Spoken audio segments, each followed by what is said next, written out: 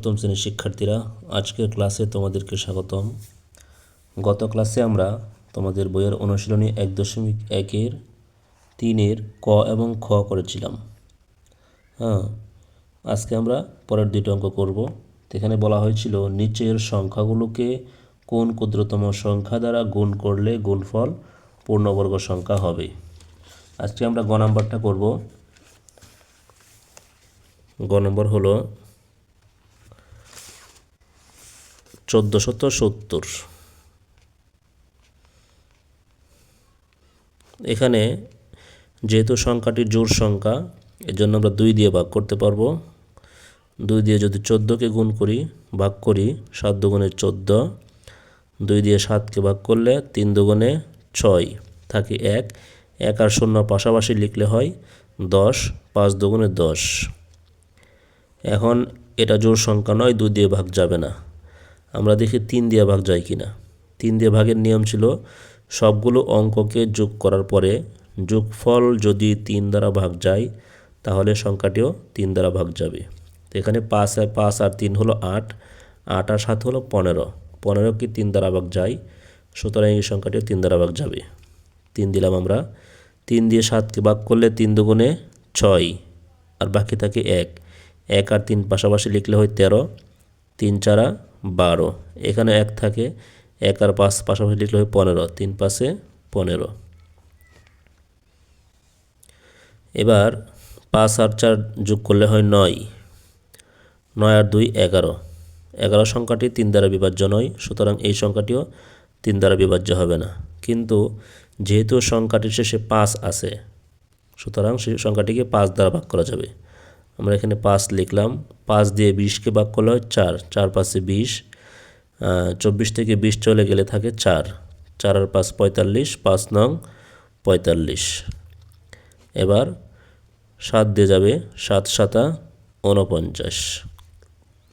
সুতরাং 1470 সমান সমান 2 গুণ 3 গুণ 5 গুণ 7 গুণ 7। তো আমরা সংখ্যাগুলোকে জোড়াবদ্ধ করে নিব। যেগুলো জোড়ায় মিলে, 2 এর কোনো জোড়া নেই, 3ও জোড়ায় মিলে না, 5ও মিলে না, শুধুমাত্র এই শেষের দুইটা 7 জোড়ায় আবদ্ধ করা যায়। তো এখানে লিখব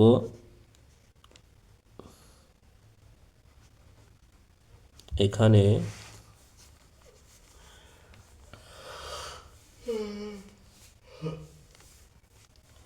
উৎপাদক 2 3 ও 5, 2 3 ও 5 জোড়াবিহীন।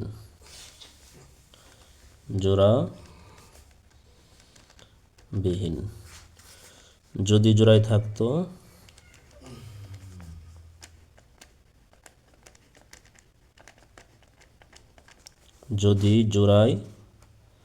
থাকতো তাহলে 1470 সংখ্যাটি পূর্ণবর্গ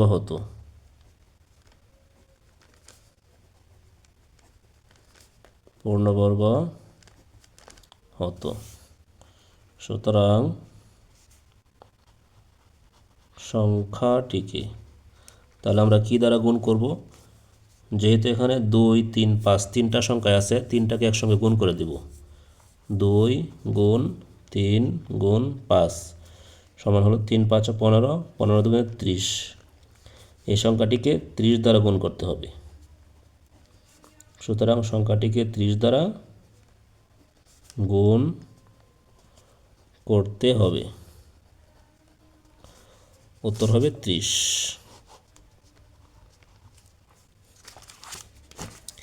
এরপরে আছে 23,805। 23,805 ঘ নম্বর।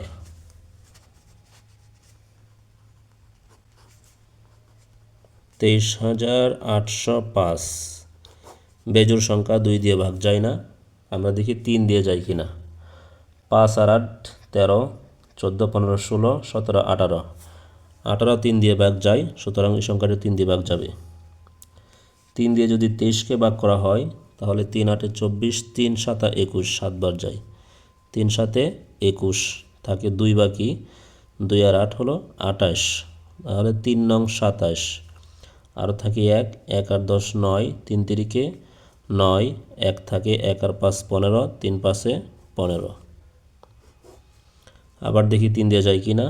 5 3 8, 8 আর 9 17, 17 আর 7 18 19 20 21 22 23 24, 3 দিয়ে ভাগ যায়। তো 3 দিয়ে 7কে ভাগ করলে 3 দুগুণে 6 থাকে 1, 1 আর 9 18, 3 6 18, 19 থেকে 18 চলে গেলে 1 থাকে, 1 আর 3 13, 3 4 12, 13 থেকে 12 চলে গেলে 1 থাকে, 1 আর 5 15, 3 5 15। আবার দেখি 3 দিয়ে যায় কি না। 4 5 9, 9 6 15, 16 17, 17 3 দিয়ে যায় না, সুতরাং এই সংখ্যাটিও 3 দ্বারা যাবে না। এবার আমরা যেহেতু শেষে 5 আছে, 5 দিয়ে ভাগ করতে পারি। 5 দিয়ে 26কে ভাগ করলে হয় 5 5 25, থাকে 1, 1 আর 4 14, 5 দুগুণে 10, 14 থেকে 10 বাদ দিলে থাকে 4, 4 আর 5 45, 5 নং 45।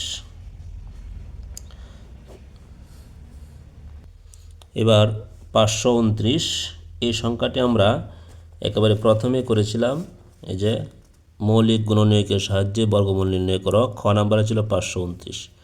অঙ্কটা যখন আমরা করেছিলাম তখন দেখেছিলাম 529কে একটা সংখ্যা দ্বারাই যায়, অর্থাৎ 23 গুণন 23 দিলে 529 হয়। তো আমরা দেব 23 23, 23কে 23 দ্বারা গুণ দিলেই 529 হয়। সুতরাং 23,805 সমান, এখানে 3 আছে 2টা, 3 গুণ 3, একটা 5 আছে, তারপরে 23 2টা, 23 গুণ 23 জোড়ায় আবদ্ধ করি। 3 গুণ 3 জোড়া, 5-এর কোনো জোড়া নেই। 23 গুণ 23, তো আমরা লিখব এখানে উৎপাদক 5 জোড়াবিহীন।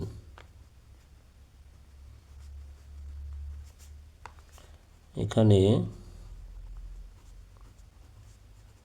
উৎপাদক 5 জোড়াবিহীন।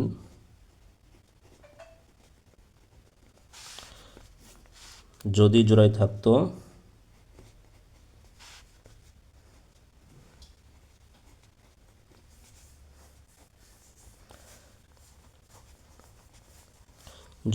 থাকতো তাহলে 23,805 সংখ্যাটি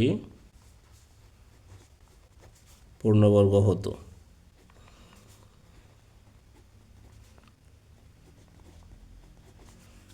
সুতরাং এখানে 5 ছাড়া আর কোনো সংখ্যা নেই, তাহলে সরাসরি 5 দ্বারা গুণ করলেই হবে। সুতরাং 5 দ্বারা গুণ করলে সংখ্যাটি পূর্ণবর্গ হবে।